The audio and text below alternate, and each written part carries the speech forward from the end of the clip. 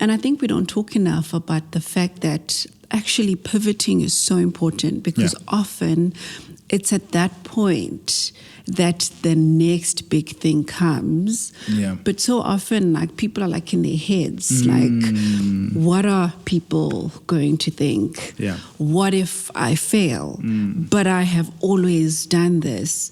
But actually pivoting is so important. That's why lots of people are also not in their next to what they should be. Yeah. Because we actually, I was going to say we stuck ourselves. Is there such a word? We keep ourselves stuck because we're so afraid. But it's almost like if you are in a point where you need to pivot, it's scary. I think we don't talk about the fear that you are going to be scared, that you are probably going to doubt yourself. You haven't done it. So therefore what's going to happen is you're going to freak out, but those things are okay. It's often when we take those great leaps, when we do those scary things, that the growth happens. And especially, like you're saying, if you're multi-dimensional, we speak a lot, I think, especially like in my coaching spaces, a lot of people speak about how you need to like sit and do one thing, like look at that. But I think there's so much value in that, especially when you're starting. But also at the same time, you could also be multi-talented individual. We are not multi-talented. We're just like 50% everything. We can sort of just do enough just to kind of get by. To get it, but also it's okay to explore and to discover. I think what I'm saying is we need to be true to our journey at those points of pivot.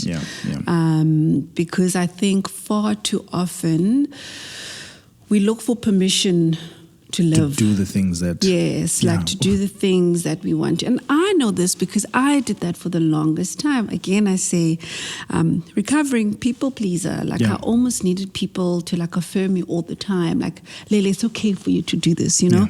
And so often we don't grow because of that. Like you're waiting for like these damn people to come and say, yes, you should.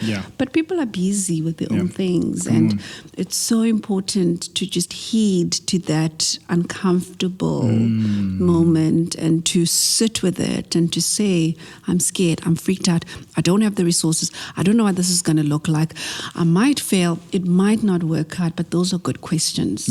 Because in sitting with that, you then do the next. And in saying I'm scared doesn't mean you're weak or that something's wrong, but it's because this one thing is important to you.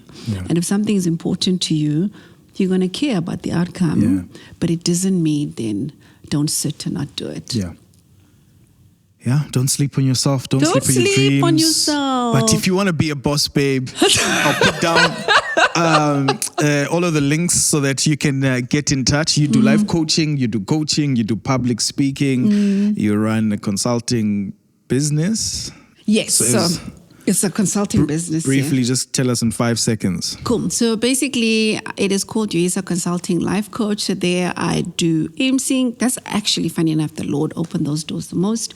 So I do emceeing. I do one-on-one. That's because you're a great speaker. Thank you, Lord. Thank you a lot. Come on. So I do emceeing. I do life coaching, so one-on-one coaching. I actually did a course last year as a group exercise fitness instructor. Wow. So now I'm going to be starting exercises. I already do one on a Tuesday for someone else on Zoom. So I'll be doing like getting into fitness and just helping women. Moving your body and drinking your water. And you know, those your things water, are... Stop drinking coffee, you know. No, this is important as I do my Well, I'm proud of you. Thanks for sharing your journey so openly and speaking so vulnerably and so openly to us. And keep flying, keep hitting, and I'm interested to see how you will continually pivot